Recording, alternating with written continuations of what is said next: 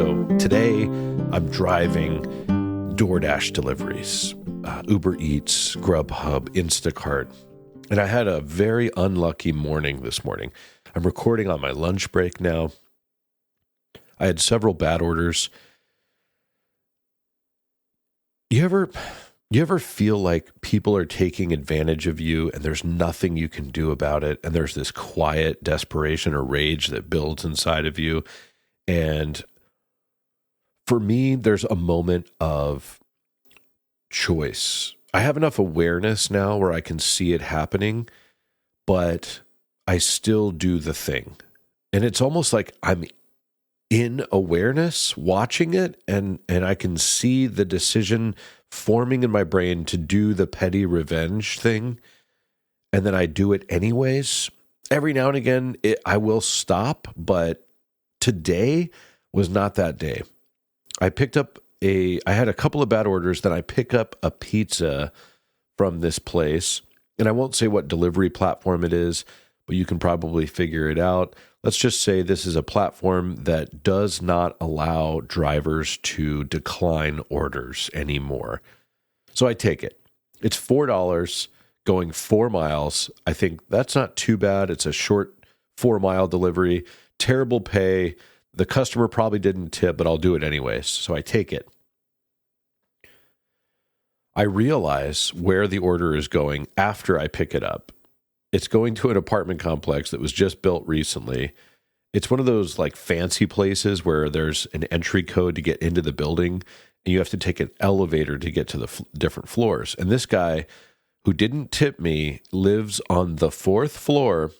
I have to put a building entry code in, find the elevator, go all the way up, go to this person's room.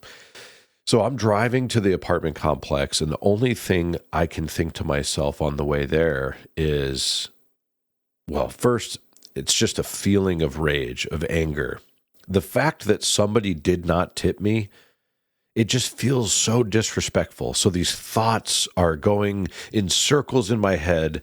Like, this person is, comfortable with not tipping another human being to pick up their food, bring it to them, enter the building code, travel to the 4th floor in an elevator all the way down the hall to their room, and they're okay with not tipping.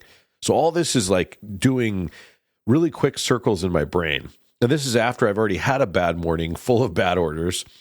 So my mind is like just not feeling good, right? And then the thought forms in my head, well, maybe, just maybe, I'll put a note that says the door wouldn't open, and I'll leave it outside the front of the building so this jerk can come get their own food at the very bottom. And my other part of my brain is like, no, don't do that. That's petty. You might get yourself in trouble, blah, blah, blah. And I'm having this internal dialogue with myself like, well, you're really not going to get in trouble. You're going to be just fine. And then at a certain point, I realize that the petty side has won. I just kind of know inside that I'm going to do this petty thing. Yes, the customer is in the wrong for not tipping me. Yes, the customer is objectively disrespecting the driver. Doesn't care. I'll bleep that name. The company doesn't care. And they're allowing me to deliver this person's food with minimal to no pay. So they're okay with it as well. So it's like there's these two parties taking advantage of me. And here I am, putting my time in, destroying my car, risking my life to get this person their food. So I realize at a certain point, the petty thought has won, and I'm going to do the thing. I get there. I do the buttons I need to do in the app to let the customer know I couldn't get in. I did it very quickly, of course, and I left. Didn't get in trouble for it, knock on wood. But sometimes, especially after, when you're trying to work on yourself as a person, it doesn't matter if you're a meditator or not. It doesn't matter if you're a spiritual person or not. If you're a good person with morals, as most people are, you want to better yourself or do better, or at least learn from your mistakes and try not to make them again. because you want to leave the world in a better place than you found it. So when ideas come to mind of petty revenge, there's a battle that takes place inside between the maturity and the immaturity. Do I digress? Do I descend and lower myself to these other people, or do I keep my head high, and maintain a more mature posture? 99 times out of 100, I always maintain the high road. And I want to. I don't want to let other people's disrespect towards me drag me down with them. But I'm a human being. And eventually, no matter how nice the dog is, you kick the dog enough times, the dog's going to bite back. Some of you listening might agree with me. Some of you might say, no, you should always be perfect and always do the right. It's like, yes, I want to do the right thing. In my mind, I wanted to bring the food to the person's door and just call it even. Like, okay, you be immature, but I don't know. I'm human, and these thoughts appear.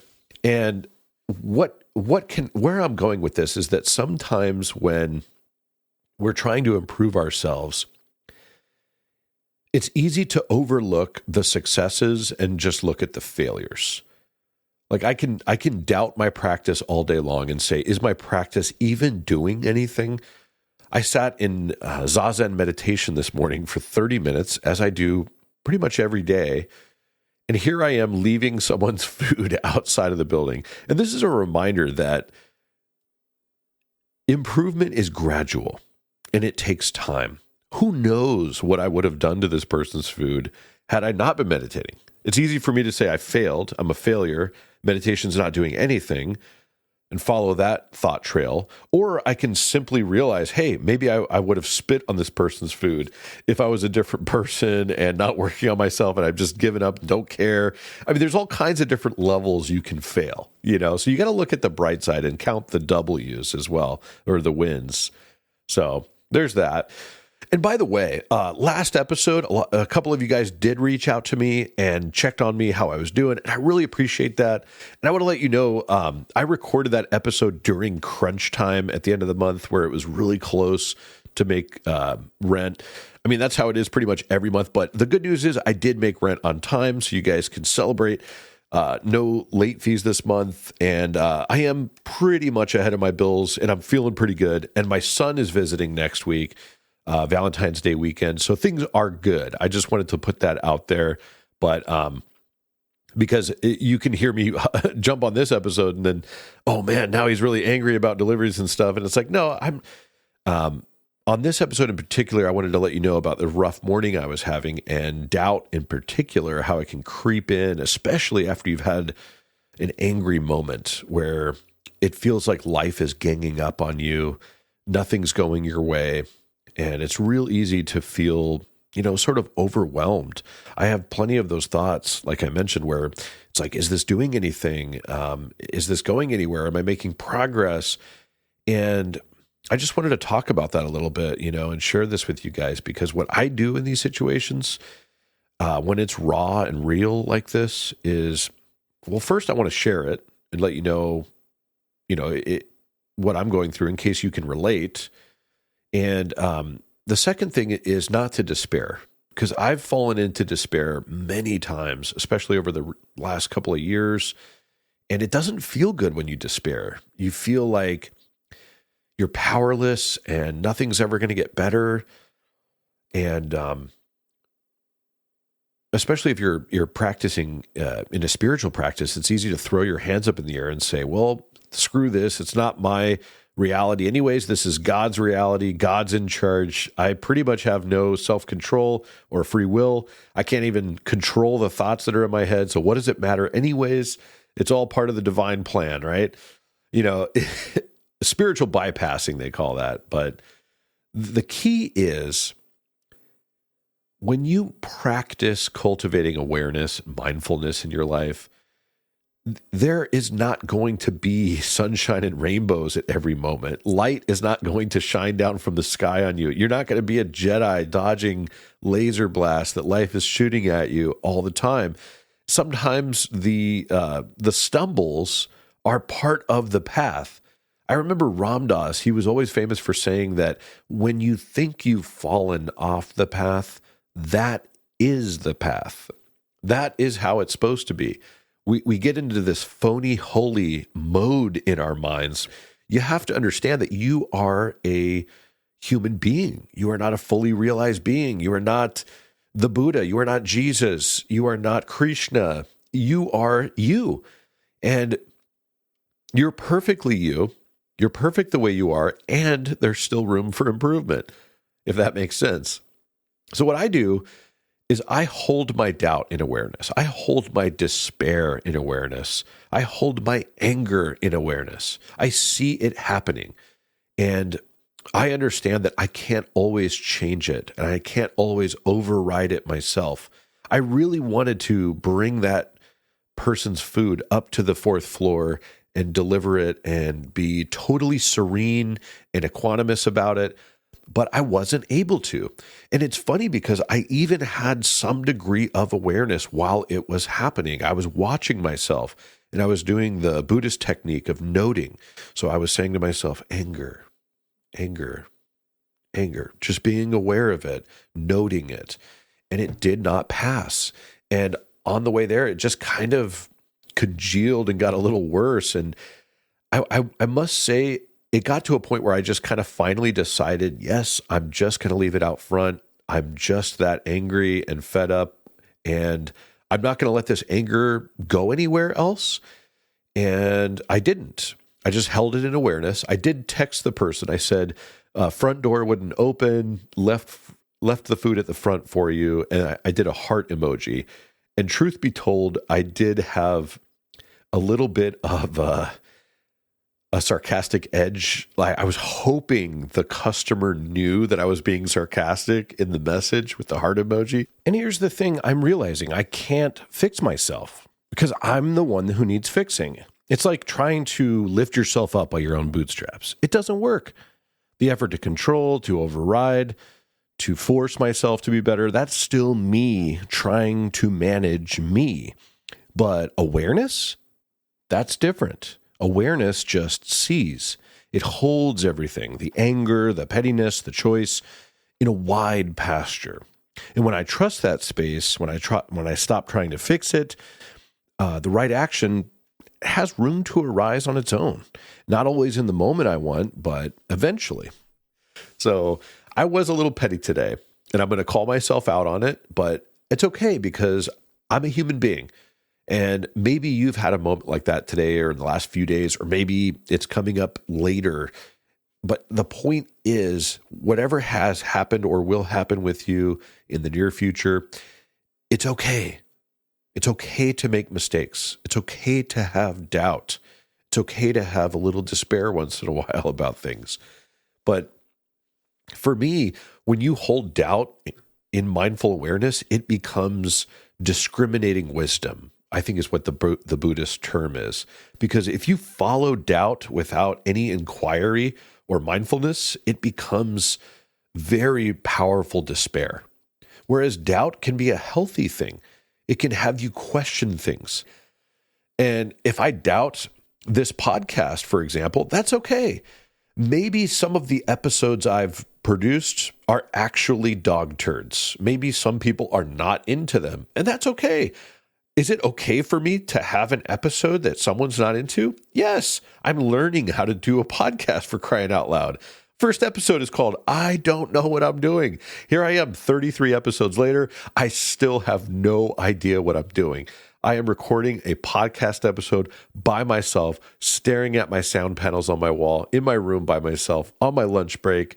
I'm still figuring this out. I've had a couple of fun interviews. I want to have more. I'm learning. I have some great ideas for future episodes and where this podcast is going.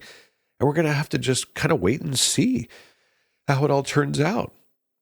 And when you bring in awareness and mindfulness to these things, what happens is that little negative voice in your head that says it's all fucked and it's not going to work out, it kind of gets a little quieter and it starts to go away after a while.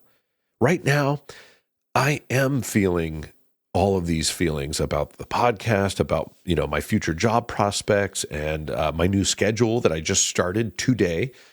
And I've got a little bit of doubt, but it's a healthy doubt. And I'm just going to turn it into a kind of a self-checking or a self-scanning periodically to see how things are going and make subtle improvements from there.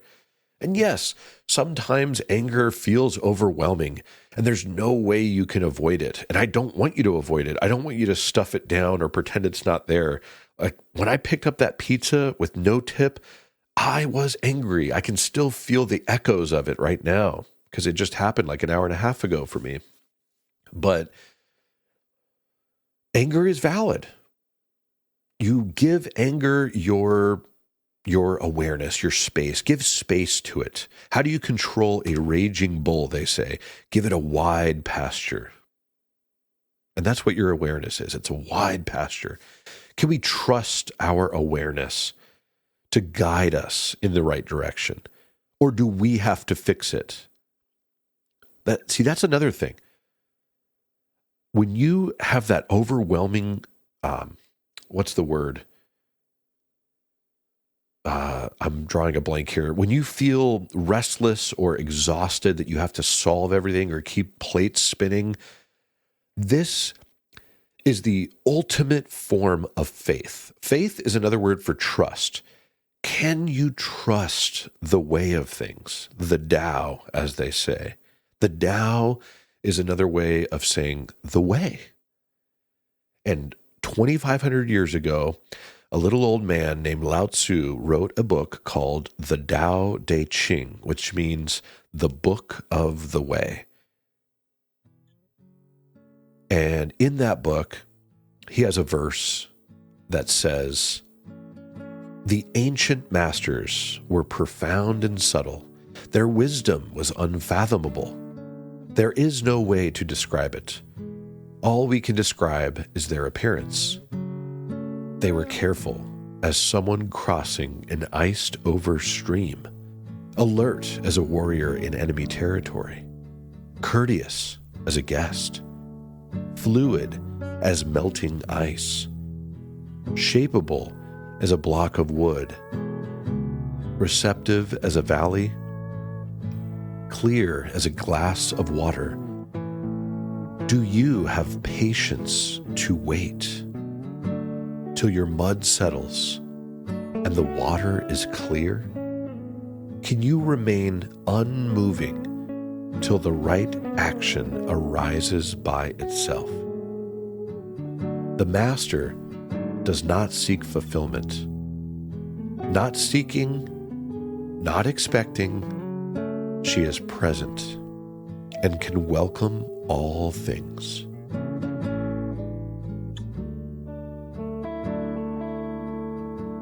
So just trust that things are going to work out the way that they're supposed to work out. Keep cultivating that mindfulness, that spaciousness, that loving awareness, and trust that things are going to go the way they're supposed to go. I love you guys. Thank you for listening to this short episode. I will be back soon. I love you.